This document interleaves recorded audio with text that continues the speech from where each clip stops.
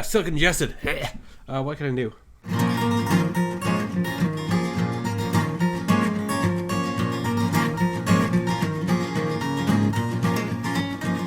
A modern podcast where Chris and Mike talk about TV, movies, superheroes, and everything in between. It's time for Superhero Slate. Hello, everyone, and welcome to Superhero Slate, the show where we run down the latest superhero entertainment news. We love TV, movies, and superheroes, so let's talk it all out. My name is Chris Tillard. And my name's Mike Royer. And this week, Spider-Man news is incoming, buddies. You better believe it. Thor gets casting confirmations. Okay, this is for reals now. Okay, no more guessing. There are a ton of new trailers. I can't believe how many trailers we got this week. And more. Yeah, and more. And a lot of the trailers, they're like, they're second trailers, third trailers, final trailers. We kind of have a premiere trailer, but it was kind of leaked, so maybe by the time, if you make it to the show notes on this show, maybe it's still up. But who knows? I have a feeling that one's going to go live. We had to change it several times since we started recording. So by that, I mean not since we recorded, but since we wrote it down the first time. Because, things change. And as you can tell, I'm a little congested still from last week. Apparently, last Sunday, I looked like death. So I'm glad I'm back up and at 'em. Because everyone was like, look horrible. You sound horrible. Are you... Here are some casket options. Do you want to lay down? I'm like, whoa. This is like a Riff Raff update. So you're updating people on your sickness. So I'm glad you're getting better. The sunburn's better on me. Like I'm past the stinging part. I'm past the pain, and now my skin is peeling in these wonderfully uniform chunks. It's very disgusting, and the only reason my wife has not left me for just the grossness that I'm peeling off me is that she is also peeling as well, and it's a little worse. She's got like some like lizard skin on her shoulders is what she's calling it. We're remarking that she has that grayscale from Game of Thrones, so we think that she's probably going to be perishing soon. So yeah, me and my wife, the skin is peeling off. We're lizards. We're getting fresh new coats. Is that like you kind of trying to announce yourself to the world, like, hey, I'm going to be available soon, kind of thing? Because that's me. All right, I like Andy. No. She's all right. No. She's okay. Not at all. We're gonna be fresh souls once we get this old layer of skin off of us. Yeah, which is really gross. You're gonna like cocoon and like emerge as like a whole new person, and you're gonna have to redo all the artwork because you're gonna look so different. That's my guess. It might have to happen. I'm gonna have to just redraw all of us. All the promo art, it's gotta be taken down. It does. Well, in that case, I mean, other than that, I don't have anything else I want to talk about. I think the news speaks for itself this week. We got a lot of updates, a lot of new stuff. I'm really excited. Yeah, it's really great being part of this show because you do most of the news legwork and I just get to reap the rewards. So most of the time when a lot of news drops, I have the luxury of just kind of glancing at it and then knowing on Sunday I'll get fully informed by you. Yes, well, that's great. So let's start off with something. It's maybe not our biggest news of the week, but something really, really cool. Star Wars Episode 8. All right. A video from a worker at the European Star Wars celebration has possibly revealed the subtitle for the next Star Wars film. And it is called, wait for it, Fall of the Resistance. Okay, Fall of the Resistance. So I kind of like this, just going purely off of the words. My biggest hope for Episode 8 is that it's not Empire Strikes Back. I don't want an Empire Strikes Back theme where they just follow all the same stuff. So Fall of the Resistance kind of sounds a little different in tone from Empire Strikes Back. So, it sounds like they're doing opposite things there. So, I don't know. Maybe? I don't know. What do you think? I think it's a bleak sounding title because we all root for the Resistance. So I think this is going to be I think this movie is going to end on a dark note before we get into the third and final chapter of this new trilogy where it could possibly, come back and be more of a, like Return of the Jedi was a hopeful title, and maybe get a little hopeful title for the last third act of the trilogy. So I think it sounds legit. I don't have a problem with it. It's probably one of the least offensive titles I've ever heard. Yeah, it's kind of funny that they thought that the title wouldn't be leaked beforehand. I mean, if you have all this stuff coming out of was it Star Wars Celebration Europe? It's just like, do you think anybody that you hired there for like part-time is not going to snap a shot at this title? So they didn't really do a whole lot to hide this title. Yeah, no, they didn't. I mean, it's a video on a 3D display. I honestly, I don't know when the Star Wars Celebration in Europe is, but I mean, that would be a good time for them to announce it. I don't think they're going to Comic-Con. It's July 15th, actually, so we still got a couple months before Star Wars Celebration happens. Maybe they'll announce it beforehand. Who knows? But yeah, I'm not going, maybe. Sadly. Yeah, I think Europe's a little too far away for us. But Fall of the Resistance, I mean, all right. We don't have much to go off of there, but I think it's a cool title. The Force Awakens is a sweet title. Fall of the Resistance is a sweet title.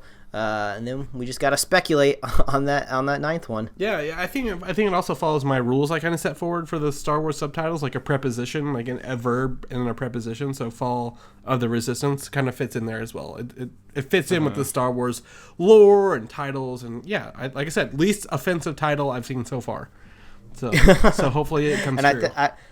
I think least offensive is just the best that you can shoot for when you're naming epic movies like this. It really is. It really is. But that's all the Star Wars news we got for today.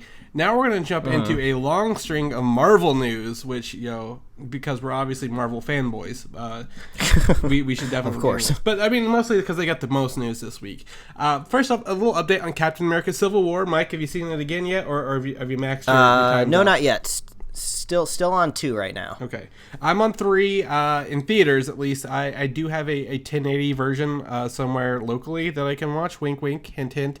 And I've probably seen it 10 or plus times. Like, I love watching this movie. It's so great. Just put it on in the background. But it's the #1 movie in 2016 so far.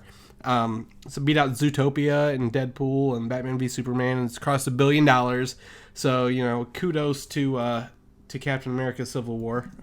Do you think anything else this year has a chance to top it? I mean, Doctor Strange will be a big hitter, but I don't know if it's going to be that big. Yeah, I don't think so either. I think it'll land in Ant-Man territory. Star Wars has probably the biggest potential. Yeah, I was gonna say definitely Star Wars has the chance, because it has Star Wars in the title, so that's huge. But also, I think maybe Fantastic Beasts might have kind of a secret chance. It's got that whole very passionate Harry Potter audience. Yeah. I don't think it'll beat it, but I definitely think that could have a chance to maybe be #3 of the year. Yeah, definitely. There's definitely some movies coming up. A movie we're going to talk about later in the show, I don't think has a chance to beat it. But, I mean, there's definitely... I don't know. There's not a lot. I don't think they can make that kind of money, especially that kind of time frame. Yeah, and the greatest thing that I've noticed about Civil War that some other people have repeated back to me, including my brother, is that this movie just gets better on repeated watchings. Like, it just gets more and more enjoyable, more fun, just more excellent the more times you go see it, which is just the perfect equation for making money. Yeah, definitely. I definitely agree. So, yeah, kudos Civil War. Keep going. And if you guys have any reviews you want to send us, let us know. We'll include them in there. And don't forget to listen to our spoiler cast if you have seen it, because that was a fun episode. I really like that one. One of the breakout characters in Civil War, Black Panther, is getting his own movie. And some updates on his movie is Marvel hopes to film some of Black Panther in Africa itself. I would hope so. I would really hope so. Well, the thing is, again, filming in other countries, you have to follow their rules and their laws, and not a lot of movies, delve into Africa. It's a pretty awful country sometimes, I guess, like the cartels and so on and so forth. But a lot of the stage work is being done in Atlanta, but they really want to break into Africa and try to get some of it done. I think that'd be really cool to do. Yeah, I mean, they were in Africa for Ultron, weren't they? I believe it was set in South Africa, yeah. So, I don't know if they want to go back to South Africa, but, I mean, some of the Vibranium was in South Africa. That could be a good play off that, I guess. Yeah, they could always, they could always go anywhere that they could find some sort of jungle. But I feel like they have a lot of integrity that they want to hold up with this film. So I think it would be really cool if they could head over to Africa, maybe hire some local people that work over there and actually pay them, because I only ever hear about like big things coming to poor countries and then they just like hire basically like slaves.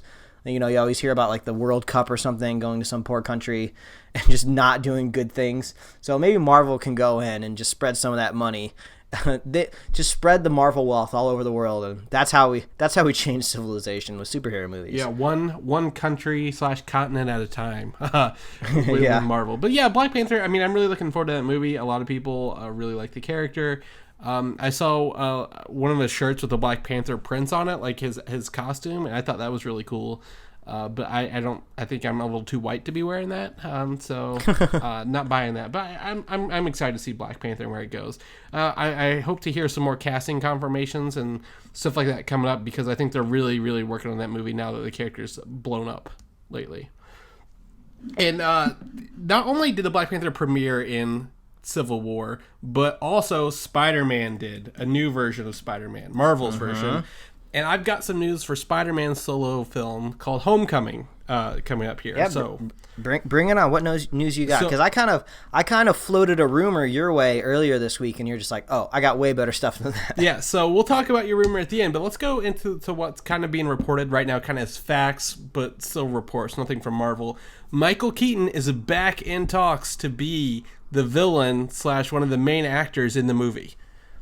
Yeah, he's back, baby. He's back. Like, it was kind of like a solid rumor. It was never officially confirmed, but everyone was saying Michael Keaton's in this movie, and then I guess maybe some of the pressure was on, then it was off. So things are circling back around. I think these things just leak, and then like when these deals are trying to get made money-wise, like stuff gets out there, and if people get excited, maybe Michael Keaton's agent like, hey, people out there are really excited. Let's get Keaton a little bit more money. Yeah, so I think what was really cool, or I guess not cool, but really interesting about this is after Michael Keaton was kind of tossed out of the movies when they announced Robert Downey Jr. was cast in the movie. So maybe he was able to, get some pull and maybe get some more money into the film for Michael Keaton's salary, or maybe convince Michael Keaton to join the film back again after they did announce Robert Downey Jr. would be in the film as a big part. Because, he's a big draw. He gets lots of money for his movies, as we can tell. So that was really cool. And I think the character he's going to be playing is the villain as Vulture. So are you familiar with the Vulture in the comics? Yeah, I mean, we totally talked about the idea of him being the Vulture the last time this super strong rumor circulated, and I believe I said I love the idea. I want to see the Vulture because I want to see some of these villains in the Spider-Man universe that we haven't had a chance to see yet. Yeah. So I think that's great. That brings me to the next point, is another villain of Spider-Man's is the Tinkerer will be in the film as a villain, and he's building the Vulture suit out of Chitauri technology from the Avengers film, the first Avengers film. Oh, that'd be pretty crazy. So we have the Tinkerer and the Vulture, probably played by Michael Keaton, who's obviously gives a new meaning to BVS, as in Birdman versus Spider-Man, or Batman v Spider-Man, whatever you want to do for Michael Keaton and Spider-Man there. But both of these characters appeared in the Amazing Spider-Man #2, the second issue of the Amazing Spider-Man. Not building Chitauri technology suits, of course, but they were both in that issue of Spider-Man. Which kind of gives a little credence to this rumor a little more, as they're both in there. If this rumor / reports turn out to be true, that kind of follows the comic books, and as we've seen in his new costume, it follows the Stan Lee, Steve Ditko look very much so. So maybe they're pulling some older storylines to the forefront. So yeah, man, I just love this idea. Yeah, it's gonna be so cool. It is great. Also, we talked about Peter getting a costume upgrades. I mean, I think Robert Downey Jr. He's going to upgrade his costumes. And the new suit is reported to include web wings, much like the old costume had. That's cool. And that makes sense. I mean, we've seen this in every, I think literally every iteration of every Marvel movie is the main character gets some sort of visual update in every movie. So, I mean, obviously he didn't have a whole movie's worth of screen time in Civil War, but he's going to be getting a new costume in his own movie, so that's cool. I'm sure it'll change and be tweaked a little bit, might have a similar look. But yeah, I love the idea of web wings. I wonder if they're just going to let them be there aesthetically, or maybe they'll find a way to explain them on the suit. I don't know. So, funny story, the next part of that is that they only deploy when needed. They're not there all the time, but maybe if he's falling, maybe that's part of the Civil War. I mean, we see Spider-Man get kind of tossed around a little bit. Maybe they deploy as a parachute kind of thing, or slow him down if he's falling and he can't web onto anything, or he runs out of web probably fluid. Just gives them Yeah, it probably just gives him a little bit of a stability in some way. But yeah, I think that's kind of cool. It's a cool tweak. There's so much of Spider-Man out there because he's been around for so long and he's just been everywhere that there's so much that you can adapt. So I love that. Yeah, and I'm glad they're not rehashing, the Goblin storylines or characters we've already seen, like we've mentioned. We've never seen the Tinker, we've never seen the Vulture. A young Peter Parker with the ability to get more upgrades is really cool. And I'm really excited to see Spider-Man. It's going into production pretty soon because it's the second movie out next year for Marvel, and that's in July. So I mean, we're moving up on production release. So I think we're going to get some behind the scenes snaps and a lot more casting confirmations before the summer's over. So I really look forward to more Spider-Man news. Mm-hmm. And that. So what credence do you think do we have for this rumor that's popping up? I am leaning 90 to 95% true on all of those rumors here at this point. Oh, nice. Awesome. I mean, it comes from more of the credible news sites rather than just someone who's behind the scenes. Kind of like the Fall of the Resistance subtitle we talked about earlier. That could go either way. Someone could have faked that, but it'd be a really convincing fake. But this is coming out of like Variety and Deadline and other news channels. So I really hope Michael Keaton comes into it. I mean, I think he's probably seeing, hey, Marvel's got some ideas. They're not just messing around with Spider-Man. They're not trying to make money off of him like Sony did. So we'll awesome. Knock on wood. Spider-Man's awesome and Michael Keaton's in there. So yeah, man. But like I said, that's the second movie next year. Let's talk about the third movie for next year. Thor Ragnarok. This is probably the biggest surprise of the week to me, to be honest with you. Oh, yeah. It's a big dump of information. Everything from this point on for Thor is confirmation. So I'm going to go ahead and talk about the first bit of concept art from Thor Ragnarok we have. Mm-hmm. And what we see here, they've kept some of the Thor ships, the floating ships, a lot of the Thor or the Asgardian army. But we see a very shadowy character with what looks to be maybe a lot of a very pointy helmet. And I'm going to leave this up if you're watching the video so you can look at this the whole time. But that is confirmed Cate Blanchett as Hela, the leader of Hell. Yes, that's so awesome. Yes, so we've talked about that before. That's confirmed. That's really awesome. Hela and Hell, they kind of referenced Hell in the last Thor a little bit with Loki. But what the next two casting announcements are probably the most surprising bits here. And this first one I know is really going to get you. Yeah. Jeff Goldblum as the Grandmaster. Woo!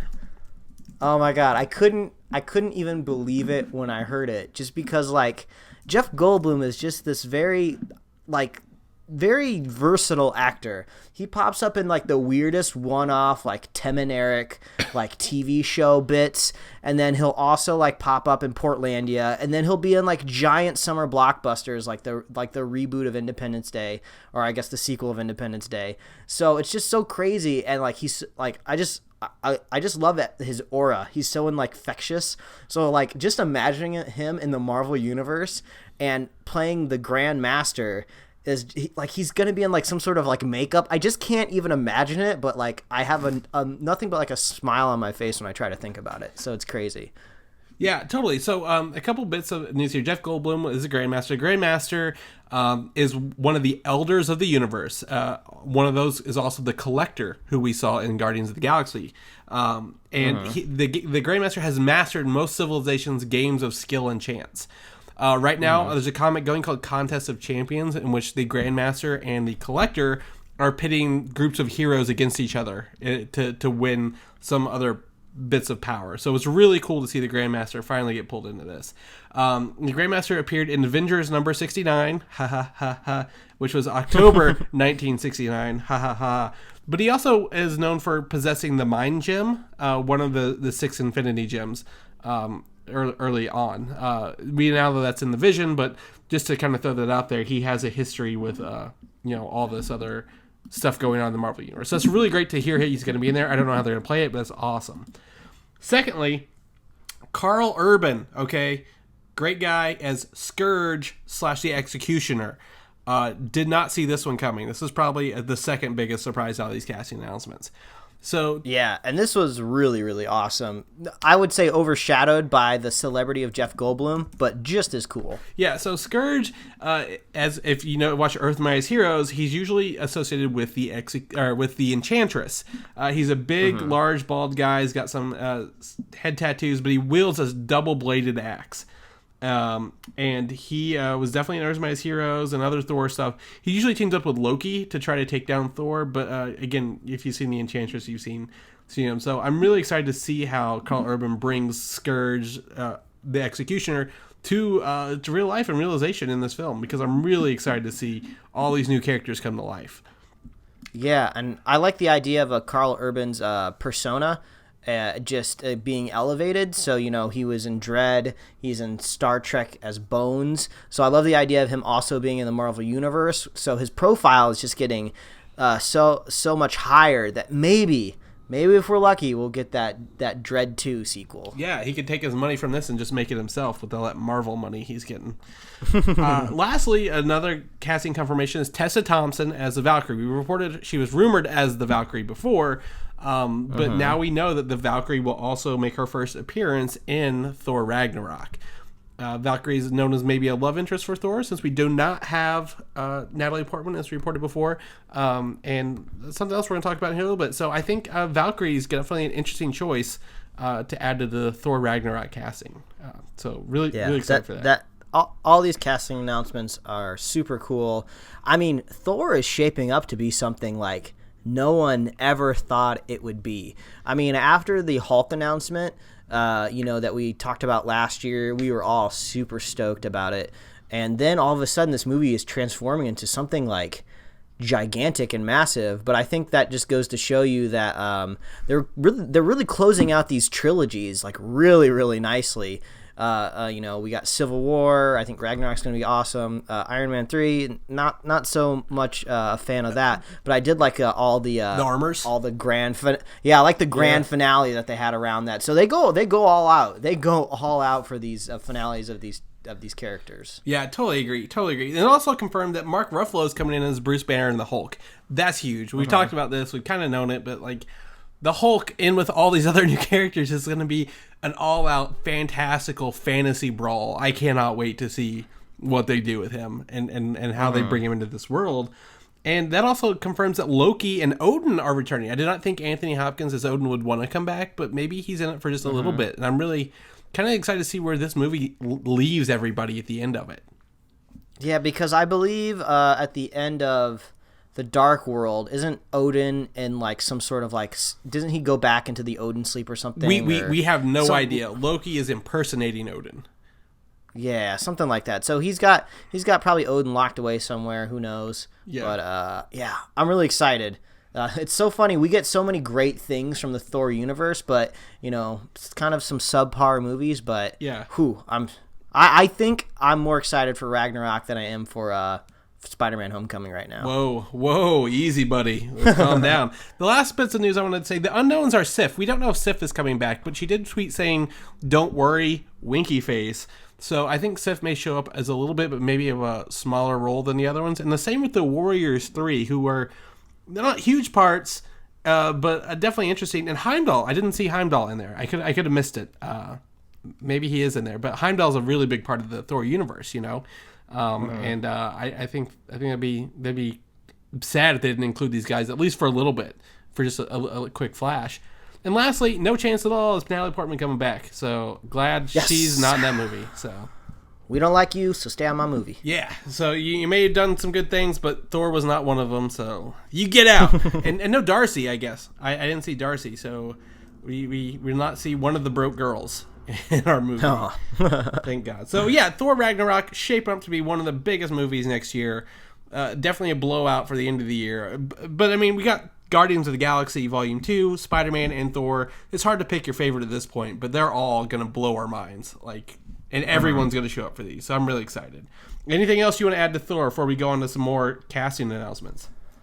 No, man. I'm just excited. All right. I like excitement. So Iron Fist. Love Iron Fist. Ready for it. I'm ready for Iron Fist. Carrie Ann Moss from Jessica Jones is returning as Jerry Hogarth in Iron Fist. And she will be the lawyer for Danny Rand. Yeah, I think we all kind of expected that to happen, but it's cool. I love anytime we get any sort of Iron Fist news. I like it when the faucet's not running dry. Yeah, so they're Netflix. Yeah, definitely. They're definitely filming it. Really excited to see kind of what it shows. Maybe they'll give us a teaser soon. Maybe at least a logo. I'd like to see a nice Iron Fist like suit or logo, but Iron Fist is one of the unknowns, and I really want to get more information on it. So I was glad that we got at least a little bit of information out of that. So. Yeah, I mean, we gotta get something. I mean, we haven't even really had much from Luke Cage yet either. So, Netflix, you get the goods, but you know you want it. He's out buying new clothes, if you remember from our last teaser. That wraps up the movie news / TV news kind of for Marvel. But I want to touch on Agents of S.H.I.E.L.D. The season finale was last week, and I don't want to ruin anything. But a couple people have asked me about several things on the show. We're going to have a TV show coming up here in a couple weeks, I guess. But there was a couple, I guess, acronyms people asked me about. And do you care if I go into them real quick, Mike? No, I think that's fine. Like you said, we're going to go in depth about all of the TV shows in probably about 2 weeks here. You know, we have X-Men Apocalypse coming up next week, so we're going to concentrate on that. But once that passes, we're going to talk about all like the TV shows that have come up in this past season and review the ones that we've watched, and we'll talk probably very heavily and very lengthy about Agents of S.H.I.E.L.D. But yeah, get down on those little acronyms, because acronyms are a bitch like in any avenue, whether it's TV, whether it's just you're on the internet. Sometimes I hate acronyms, so this will be very helpful. Yeah, so first off, LMD was one called the Life Model Decoy, and this is some old S.H.I.E.L.D. technology that Tony Stark actually referenced in the Avengers. He said, you've reached the Life Model Decoy of Tony Stark, and they've never really touched on it. We've kind of assumed, maybe Coulson was a Life Model Decoy for the first season of S.H.I.E.L.D. before they explained how you got brought back, but it looks like they're actually going to bring LMDs, Life Model Decoys, into S.H.I.E.L.D. Season 4. So it's really exciting to see that technology come to the universe and what they can do with it. That actually played a big part of the Secret Warriors series, which all of S.H.I.E.L.D.'s pretty much based on, so I'm glad to see they're not leaving anything out. Also, there was an AI called Ada, I think an artificial intelligence data analyzer or something like that. It's the female voice, and Ada is actually an AI from a series called Squadron Supreme, which is an older series, which has a new version right now, but she was in an older version where someone created her, and he helps this AI, analyzes data, helps find cures for diseases and other stuff. I don't think they're going to use it, but that's definitely a Marvel reference to an older universe or older series. So that was really cool to see that. And lastly, S.H.I.E.L.D's going to a 10 p.m. time slot next year for season 4. Ooh, yes. That was a big surprise. That was a big surprise when you told me this week. Yeah, so to me, I view this as two different things. I see the good side and the bad side. The bad side is 10 o'clock's really late.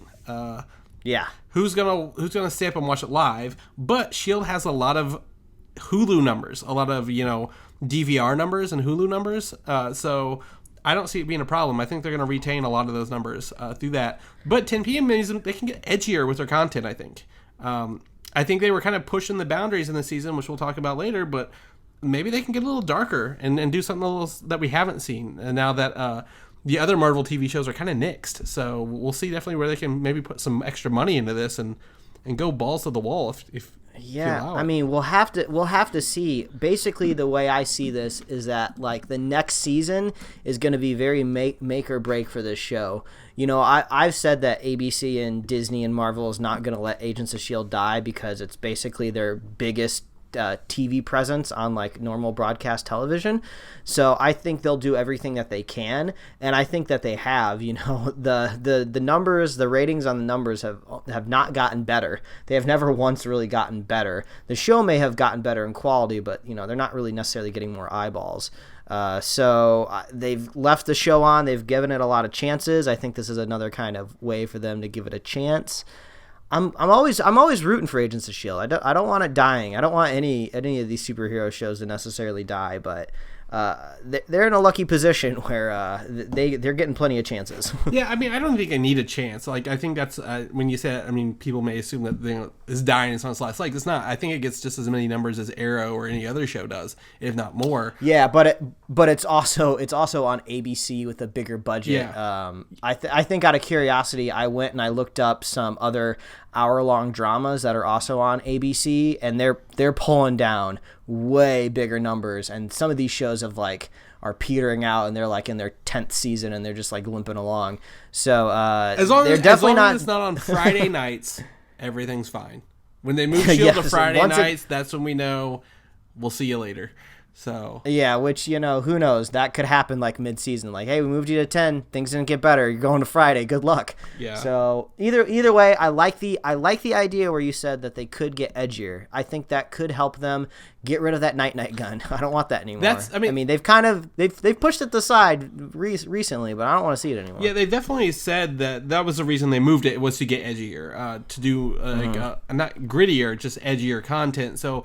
I mean, if they say that, I trust them. I have no reason not to. They haven't really... I mean, they canceled Carter, but, I mean, Agent Carter was in a very weird time position. January's very awkward.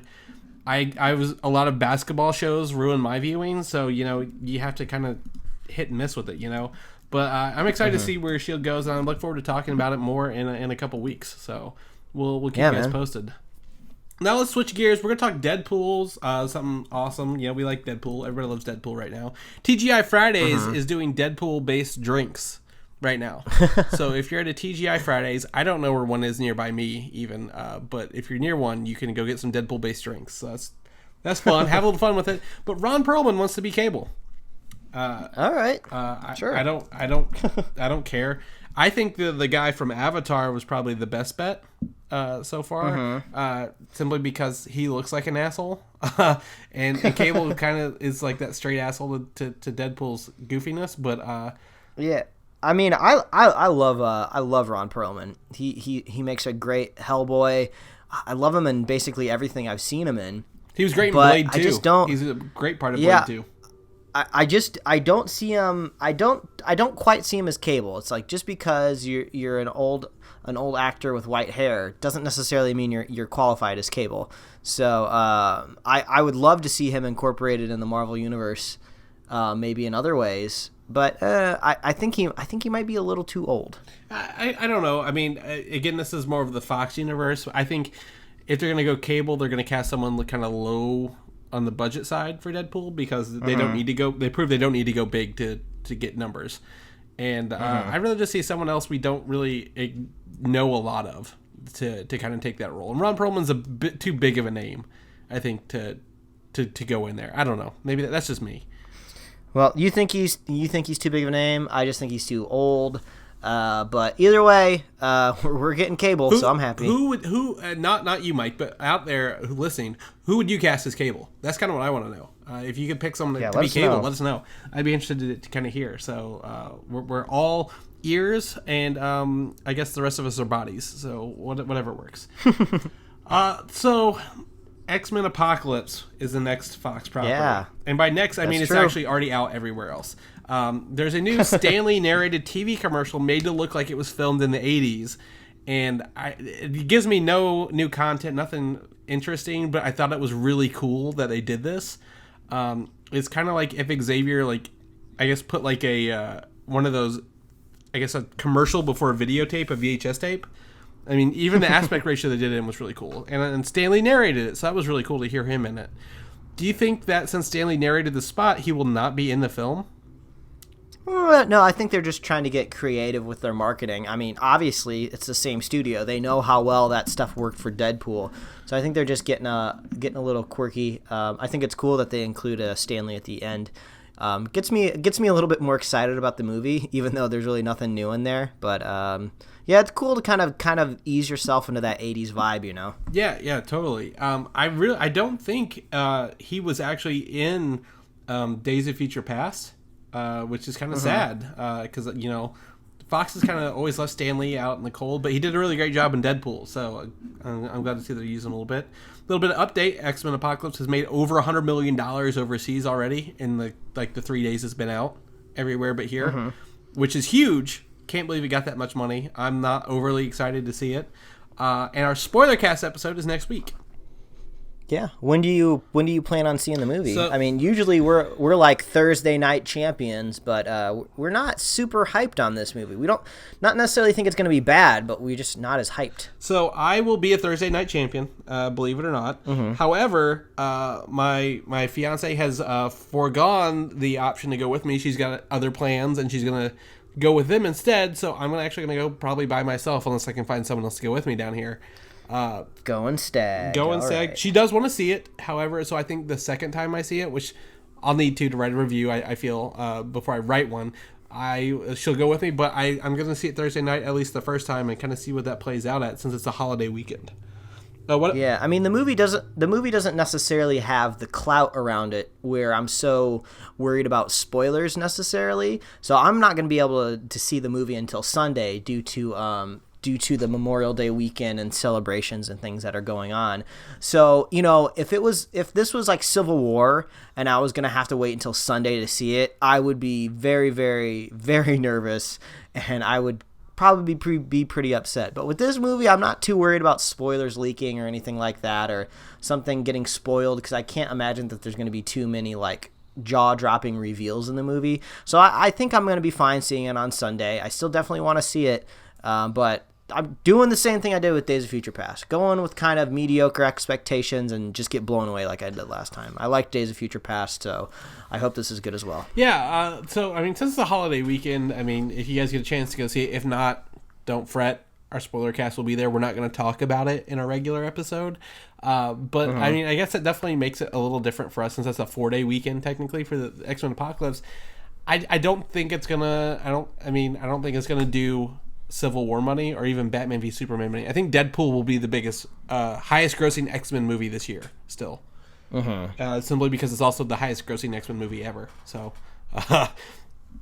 sorry, X-Men Apocalypse, we're just not that sold on you just yet. Maybe you'll sway us, but I don't know, buddy. It'll make money. It'll be a nice addition to the X-Men universe, and it'll pad the pockets of Fox. But yeah, I don't think anybody's going to be writing any articles about how this broke all the records ever. But like we said, we're looking forward to it. X-Men Apocalypse. I hope you bring it home. Yes, bring it home. Whatever you're going to bring home, just bring it home. And now let's switch a little gears and talk some DC films. The DC Cinematic Universe, as a whole, got a little shakeup this week. Jeff Johns, known writer and kind of creator or a creative officer of the DC Comics universe, and John Berg, I guess I don't know John Berg very well, but they're now co-runners of the DC Cinematic Universe. Yes, this is good, and it almost doesn't even necessarily matter who they are, but I'm sure we'll talk about their merits. But it could have been anybody. We just needed to know that there was specific people at the helm of this universe, because before this, there was really no one in charge. It was just kind of Warner Brothers. Warner Brothers was in charge of it. There was no Kevin Feige over there. Yeah, and so it was Zack Snyder, but like I think he's a little biased since he's also the filmmaker. So yeah, exactly. So they finally appointed some people, which I think is a little too late. They should have done this a little earlier, but I'm glad at least it sounds like they're going to have like two people that can sit down and really plan out a solid direction for this franchise, because there's lots of awesome DC properties out there that I want to see treated very, very well on screen. So Jeff Johns has some credits when it comes to the comic book universe, so I think that makes me happy. Yeah, Jeff Johns definitely, I think some of his work actually got me reading DC. He wrote a lot of the Green Lantern Rebirth, and he definitely got me into reading DC, because I loved all the stuff on Green Lanterns all the way up to the War of Light. He wrote like 67 issues of Green Lantern from 2005 to 2011. Really awesome. And he's also written Marvel, believe it or not. He wrote an Avengers series. I think he wrote 20 or something issues on Avengers. And one of them was called the Red Fear or Red Zone, which I thought could have been based on what Civil War could have had a scene on with the infectious diseases, but they didn't. So, I mean, he's had his hands in a lot of comic books. He did a little bit of Smallville episodes, and has wrote some of the Arrow and Flash episodes as well. So, I mean, he does good stuff. There's nothing wrong with Jeff Johns. I think he's great. I just hope, again, that him and John Berg can find a good grasp on the universe where it is right now and still be able to keep it going without having to start over and fix maybe some of the stumbling blocks we think they had.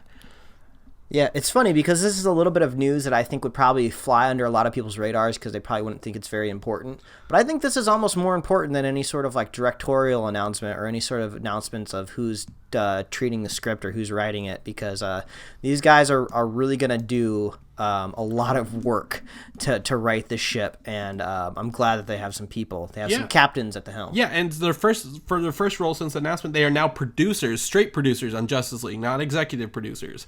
So that means they're going to be very, very ingrained in making Justice League a film that we all can hopefully enjoy. Knock on wood again. But Jeff Johns also, he said he promises to bring hope and optimism to the DC cinematic universe, which I don't think the dark hopelessness of Batman v Superman was necessarily a problem. That movie had other problems that we've talked about. And our spoiler cast, listen to our Batman v Superman spoiler cast. But at least he acknowledges a lot of what a lot of people have said and maybe is making some steps to, quote unquote, right the ship, as you said. So yeah, I mean, just because you try to bring a little hope and optimism into your movies doesn't mean you're trying to copy Marvel and do what Marvel's doing. They're just like, let's just give people what they want and what we think is best, and that's just to lighten things up a bit. I mean, when I think about the Justice League in my head, I think it's more bright and visual and exciting and hopeful than I've ever thought of the Avengers in my head before, whether it's on comic book or in movies. So I'm glad they're going to bring this in there. Yeah, totally. I trust them. I hope to see some great stuff come from it, and that's, I guess, that's part of the shakeup, I guess, of everything since we lost the Flash director and some other stuff. So go you, DC Films. We're behind you, I guess, because we're definitely not in front. That's for sure. Let's talk a little bit about some TV shows from DC. Powerless coming up. This is what we talked about earlier. We could not find this trailer because it leaked anywhere. But the first trailer for Powerless comes out, and we both watched it. We have a link in the show notes, and I don't know what to think. Yeah, it's kind of hard to tell. I mean, we don't necessarily have the best presentation of it because the quality is a little low on the random video player from this random non-English speaking website. I don't even really necessarily know what it is, but it was not awful. Yeah. I don't know. So, like it has a strange tone to it. So it's not Supergirl bad. So when I saw Supergirl trailer, I was like, this is not for me. This is not for me at all. This one, it's so there's this girl who's trying to stand up and do the right things in this insurance company that deals with the fallout from superheroes. And they definitely dropped some big name superheroes in there, like Wonder Woman, Green Lantern. You see Batman, Superman kind of like in the trailer, like cutouts of them, I guess. So it's interesting what they're going to deal with. And apparently Alan Tudyk is the, I guess, quote unquote villain, or I guess the... not the villain, but like the boss who's like very against what this girl's doing. Like he wants to make money and she wants to do what's right. So it's interesting to see. She's got a quirky group of friends in the office. I guess maybe this is office space for superheroes. Maybe that's the way I should look at it.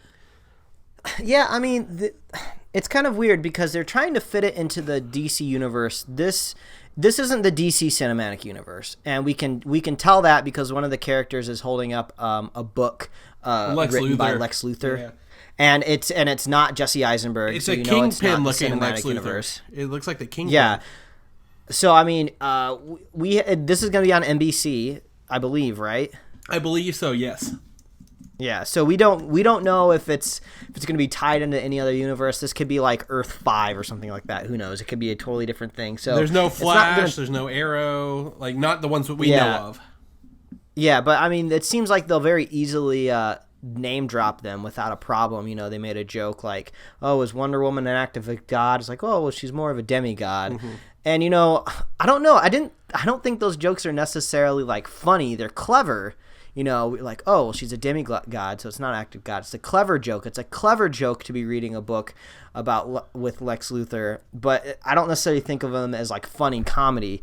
So I almost think this show could be just as good, just as funny if they just made up all the superheroes and they made up the entire universe.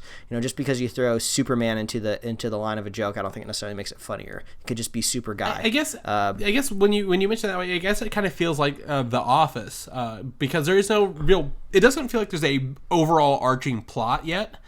It feels like a bunch of maybe small funny skits that happen to these people as they work, but there's no like story from A to Z.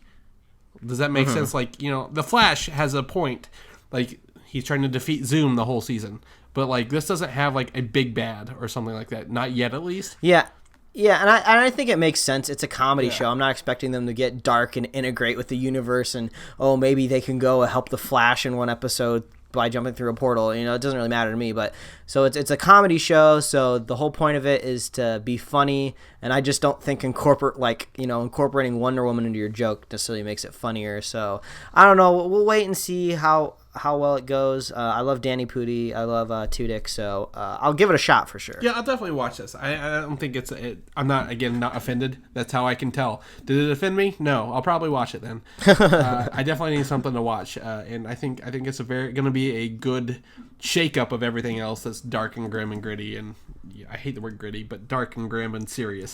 So we'll go with that. And we're going to move on to some other shows that aren't related to this. So Supergirl, we kind of talked about this a little bit earlier, and we're going to talk about it more in a couple weeks. Supergirl has now moved to the CW, and it will be on Mondays on the CW now instead of Mondays on CBS. But how does Supergirl fit into the overall universe yet? We don't know. Yeah, it sounds like they got to find a way to fix the mistake of never really including her to begin with. I think they thought like, hey, we got a superhero that's basically kind of like female Superman. Like Superman's not going to be getting his own TV show anytime soon. Supergirl's like the next best thing. She's going to be huge. We're going to throw her on CBS, the biggest network out there right now, pulling down some serious numbers with Big Bang Theory. We got lots of nerds watching it. We're going to make the best superhero show ever with Supergirl. She doesn't even need to be associated with any of the other stuff because she's going to be so good on her own. Well, guess what? It didn't work out. You even tried to get the Flash on your episode, which technically kind of worked. It's the second Supergirl episode I ever watched was that one, and it really wasn't that great. So it's just like you should have just done this right to begin with and just included her in that universe, and things just would have been had a little bit more fun, would have been a little bit easier. But now you're just like, nope, we fucked up. We got to push it to a network where hopefully people will enjoy it. Well, so here's the thing. CBS actually would have bought it, renewed it, had CW not grabbed it before CBS could renew it, which is interesting for CW to grab Supergirl like that. And tried to make it fit in this whole. They got like 4 shows now on there, and they got to make it fit in. So I don't know. It's Mondays on CW. So if you're a big fan of the CW, by God, you got your week planned out already.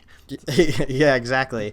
I mean, I think if CBS really wanted it, they could have had it. I don't think CW swooped in and stole it. I think they're just like, it'll probably do better over there. Just go ahead and take it. Do you think the effects will get worse because of the CW budget, and CW already has 4 shows? Oh man, the Flash episode that I watched where the Flash came over, the villains looked absolutely awful. So I mean, it's not like.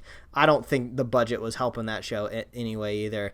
But I'm more curious how they're going to try to maybe fold her into that CW universe, because like she's stuck in a different universe. It's canon that she is not in the Flashes or Arrows or Legends of Tomorrow universe. So is she going to fall through a wormhole with a couple of her select friends and they're just going to start a new life, or maybe somehow something's going to mesh? I don't know. It's kind of an interesting problem to solve in a writer's room, so I don't know, maybe it'll get a little bit more interesting. Yeah, we'll definitely see how that pans out, and we'll talk more about that in a couple weeks whenever we get to TV.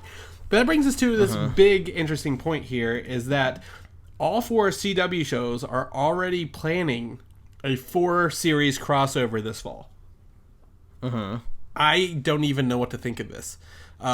So when you say 4 series, is that including Supergirl? Yes, Supergirl, Flash, Arrow, and Legends of Tomorrow all have a, I don't want to say 4-part crossover, but maybe 1 episode that week where everything is together. I don't know how that's going to work or what that's going to consist of, but that's bold. That's bold. I think it's it's what makes it fun. I mean, like, one thing that I've kind of always liked about the CW universe is, like, there's not a whole lot on the line necessarily. You know, they don't have like an entire like movie, big budget, billions of dollars of franchise like resting on their shoulders. You know, the writers' rooms can just kind of cross pollinate. The showrunners can just like kind of get together and be like, hey, you know, what would be fun to do? And you know, they pretty much I think they almost all shoot in like Toronto. They're like all in Canada. They're all shooting like with all the same stuff and probably similar crews crossing over. So I think it's easy for them to kind of do this kind of thing. So it's just like, why not go ahead and do it? I think it's unique and no one else is really doing it. Like, it's like the one thing that I really like that DC is doing, that they're having fun on TV. You know, the quality of some of the shows are could be a little bit better, but I like that they can just have fun like this. Yeah, it's definitely, I don't think production wise is a problem. I think writing wise it'd be interesting. The only time I ever watched Arrow before I actually sat down and watched Arrow was to see the Flash crossovers. So I'm definitely interested to kind of see where they take this and run with all 4 shows. I kind of dropped off Legends of Tomorrow, but I think since it's starting this fall and not like awkwardly in the middle of the season, will definitely be interesting. So I don't know. We'll see. We'll keep you posted. We might even do a spoiler cast on this event crossover, because why not? Hell, it sounds like it sounds like a movie in and of itself, honestly, on a TV budget. So yeah, we'll definitely keep you posted on that. So that's all I got for the CW universe. Let's move on to something I didn't expect this week. Whoever would have thought we would be mentioning the CW universe even a couple years ago? I mean, it's got more content than the DC cinematic universe. So I don't know. We'll have to see how that goes. But what I want to talk about is the most unexpected trailer this week. Probably is a new number 2 Star Trek Beyond trailer. Kind of looks like a better film actually with this new trailer. Yeah, this definitely seems like this should have been the first trailer. So it doesn't have Beastie Boys in it, I think. I don't remember the music choice. No Beastie Boys. But it definitely, you see the villain for the first time. Idris Elba in a very costume, makeup heavy alien vibe. Definitely looks pretty menacing. It looks like the ship gets tore up pretty good. What do you think? Well, the ship getting tore up must happen very, very quickly at the very beginning of the movie, or else they wouldn't just be showing us all of it. Like, one thing I wish they could have done is maybe not have shown it at all in any of the trailers, because I mean this giant starship just gets destroyed like all the freaking time. So it would have been nice just not knowing it, but it seems like they're going to be kind of isolated on this planet the majority of the movie, which could be kind of fun. You know, it's kind of a new and exciting area for them to explore, try to not to get killed. But I don't know. I think this is a better trailer. It probably should have been trailer number 1. Yeah. I guess some of the scenes look like it's on the Earth later, like maybe later in the movie or something like that. But I don't know how to take it. I don't know. I'm gonna watch it. I don't know if we'll do a spoiler cast on it. That's up to you. But after the last Star Trek movie, I'm definitely more excited for this one. Despite kind of maybe how predictable it kind of looks. Does it look predictable to you? Is that a word I'd use? I mean, I mean, you and I we're definitely Star Wars kids, born and raised on Star Wars, not necessarily Star Trek. So I don't really know, like, you know, with these villains, if how often they've popped up in the TV shows before. You know, what might it lead to? You know, is there a Star Trek 4 out there? Do they think they're gonna get a 4th movie out of this? So I don't know. Technically, wouldn't it be like the 14th Star Trek movie, because they're all technically in a row still? Yeah. I don't know. Star Trek is like one of those things you just can't end. Like, but there's a new trailer. I hope you guys like it. Maybe you'll have some fun with it. But I'm gonna switch gears, since we don't really have a lot to say about it, into a trailer we probably do have a lot to say about it. At least Mike does. Teenage Mutant Ninja Turtles 2: Out of the Shadows, the final trailer.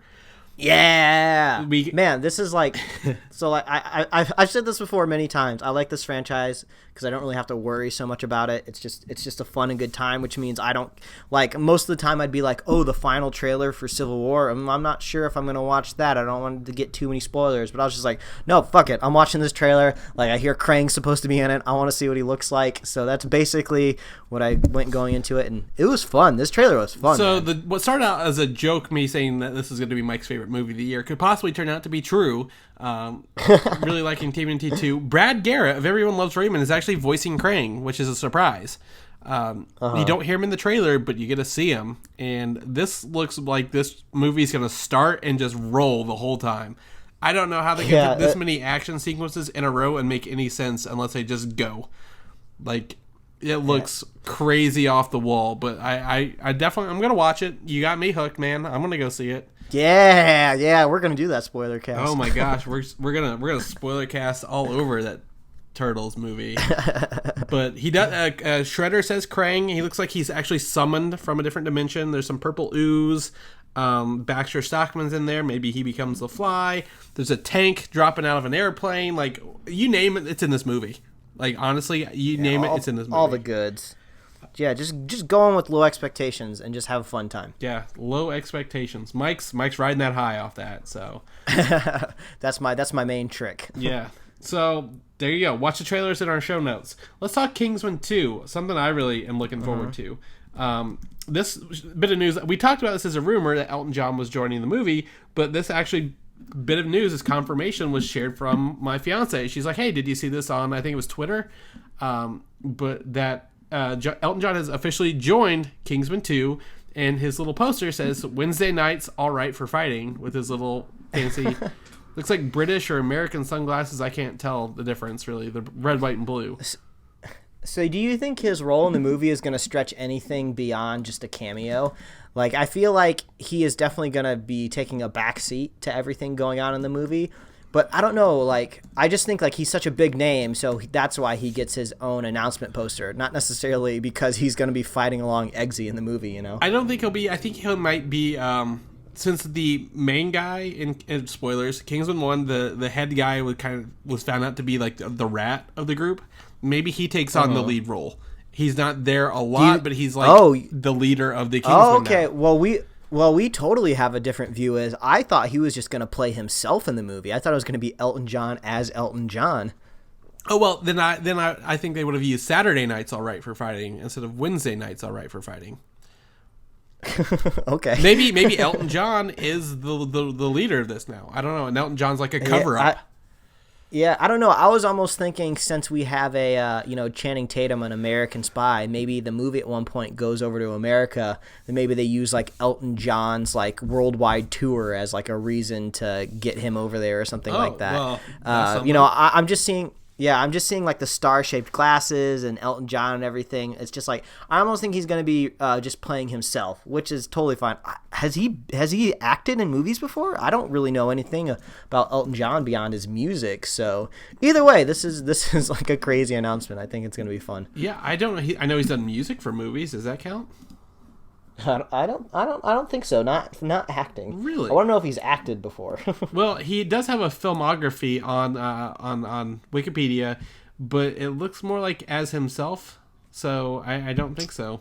But this will be the first time he does it. I don't know. I guess we have different opinions, but I think either one of us could totally be right on this point because there's no basis for what he is in this movie. So that's going to be awesome. Do you like James Bond? Speaking of spy films. I still haven't seen the last one, so you don't love it. So that's I guess right. I mean, yeah, I don't love it. I like it. I don't love it. So Daniel Craig has reportedly turned down over like almost $175 million to be James Bond one more time or two more times, and the report is maybe Tom Hiddleston is going to be the next James Bond. Maybe I don't know.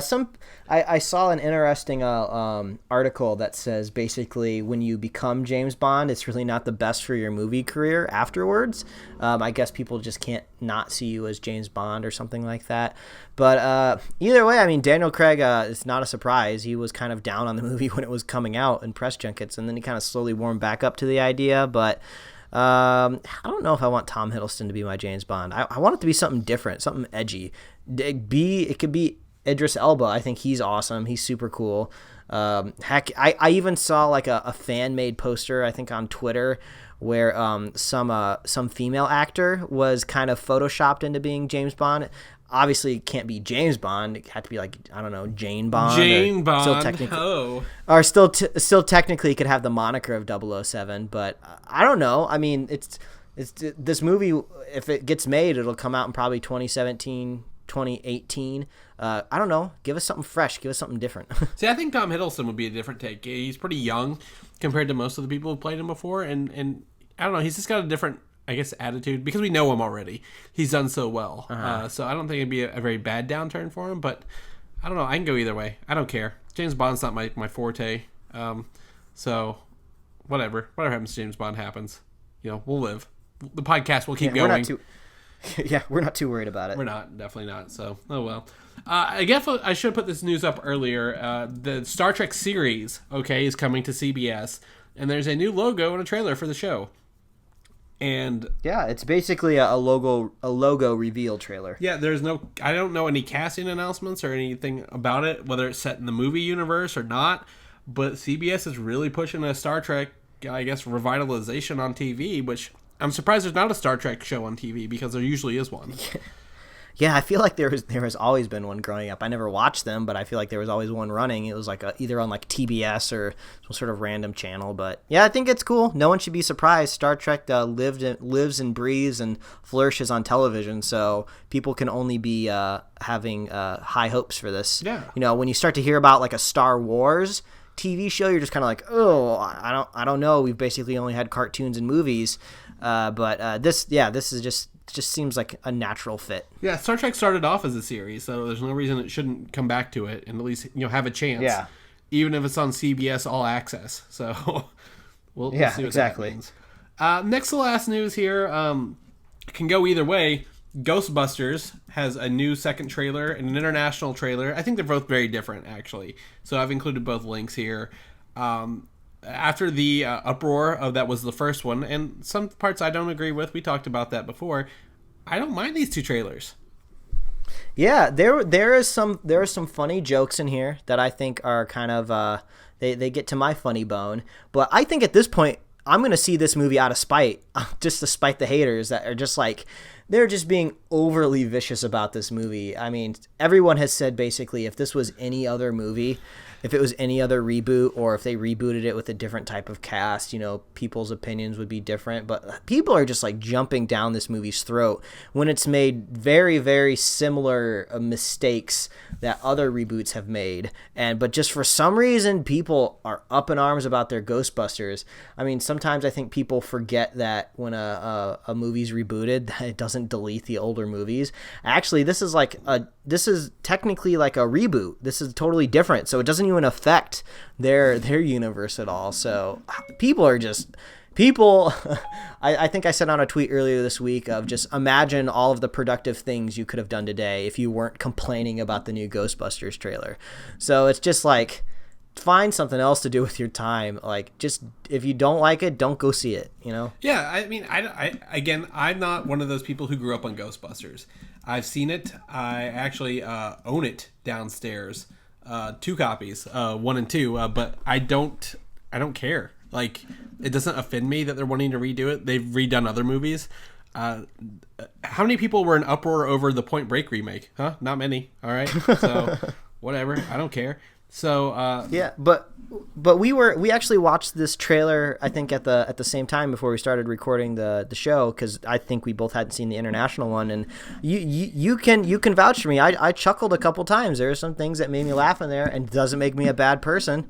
It doesn't make me not cool to laugh at something in the new Ghostbusters trailer. So I'm gonna see it, and we'll see if it's funny or not. Yeah, I definitely agree. It's funny. I think one of the best parts is all these actresses have been, most of them, I guess 3 of them have been on Saturday Night Live, and I think it's the way they react to things, and I guess the elasticity of their faces is what the word someone used is really great. Like, they know how to react to all these things, And there's a lot of unknowns. I kind of want to see it. I like the way the ghosts look. I like the effects. Oh yeah, the ghosts look so sick. They look so awesome. It's like a weird like mixture of just very high quality digital effects with like almost kind of looks like clay. It almost looks like they modeled them in clay first. And like I don't know, they just look super. Yeah, cool. The contrast is just off the wall, and the way they make them look spectral is great. I'll see it. I'll definitely see it out of spite. Right? We'll do a spoiler cast, a spiteful cast, I guess. A spider cast. Spite the haters. Yeah, just hell with you guys. We'll do what we want. So that's what's up. Lastly, last bit of news here. I don't know, something I'm probably gonna see out of spite because I hate myself anyway. Is Transformers 5 now has a title. It's called The Last Night. And that's right. K-N-I-T. So. We had to specify those. So we both went the same way there. And Josh Duhamel is to return in the film. He's been in almost every other Transformers movie. Hopefully this is the fifth movie. Like I said, every fifth movie in a franchise is probably the best one where they just gave up and like, we're just going to do it for the fans because we don't care anymore. Hopefully, knock on wood again, third time the show, that they can do it. Because they got a Transformers writing room. They've got a lot of push behind it. Maybe they want to do something good with it. We'll cross our fingers that this is something that we can get behind. But if not, I'm still going to see it because I hate myself and we'll watch the Transformers movies. Give me something somewhat watchable and not 2.5 hours long. Oh my God. The last one just couldn't end. No matter how many Dinobots they give you, that was unforgivable. So yeah. You know what? Like, so the first Transformers movie is actually decent, and the thing that I actually really like about the first Transformers is it has a lot of similar things that you'll find in some of the Marvel movies, where you get some really cool action scenes, but it's also peppered in with actually some really funny comedic moments. Like Shia LaBeouf is kind of off his rocker right now and kind of crazy, but he had some funny lines in that first Transformers movie that made me laugh, and he did some cool stuff in there. So. There is hope when it comes to this property. So, but I don't know what the hell's happened to it since then. Yeah, they just kind of said, here, make something every 2 years, please. We need something. Yeah. So, hopefully we can get something watchable. I don't know. But that's the last bit of news for the show, thank God, because we got to end on a rough note there.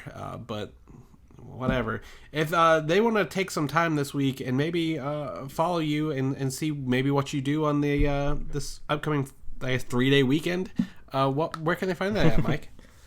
Well, as always, you guys can follow me at Mike Royer Design on Twitter and Instagram, and you could read my webcomics at pickledcomics.com. Chris, if people want to know what else you're watching out of spite, where can they follow you? Oh, you can follow me on Twitter at Valdan, VALDAN, or head over to Comic UI for some of that stuff, and do it there. I haven't watched anything else. I did live tweet X-Men 2 this weekend, so to get ready for the X-Men movies. I can't watch them all by Thursday. I just can't do it. That's a lot of X-Men movies, and the next two are not that good. Well, I think it's going to be pretty easy to throw out some. Yeah, so I think I'm going to watch First Class, and then maybe Days of Future Past, and then that'll be the rest of it. That'll be it for the week. But yeah, definitely do that. And then where else can they find us, Mike? I know they're listening to us, but maybe they want to be a super fan and share us with their friends. Where can they send their friends to? Oh, well, as I say at the end of every episode of Superhero He's doing it live. Is you can find us at superheroslate.com, and that is the best place to locate all the avenues that we post the audio for this show. We are on iTunes, YouTube, Google Play Music, SoundCloud, Stitcher, Tumblr. You can subscribe to us and get us directly in your email inbox. You can like us on Facebook, and you can follow us on Twitter. And if you're a fan of the show, please consider heading on over to iTunes and leave us a review. It's super helpful. Helps us pop up in some new listeners' faces. And if you're a super fan of the show, like Chris just said, share it with a friend. Cross-pollinate this bad boy. Right. We like it when you listen, and if you keep listening, we'll be here every week. Yeah, that's right. And that kind of brings me to our next point. Let's talk about with you live on the show, Mike. Next week is a 3-day weekend. We may not come out exactly on Monday morning, as always, that we always do, because it's a holiday. So if you don't hear us till Tuesday, don't fret. But we're gonna shoot for Monday anyway. Yeah, we'll get you what you need, lovelies. Yes, that includes our spoiler cast, which we normally do on Saturdays, but I mean it's just a busy weekend. We're all doing crazy things, enjoying some nice summertime weather, And just if you haven't heard from us, enjoy yourselves. Don't worry about us. Enjoy your weekends. Yeah. Enjoy your weekend, everybody. So, all right, that's it for the show. Mike, anything else you want to add? Nope. Bye, everybody. Bye. Thanks for listening, and don't forget to subscribe. There's no one else out there that takes like the first 3 seconds of a show so seriously as we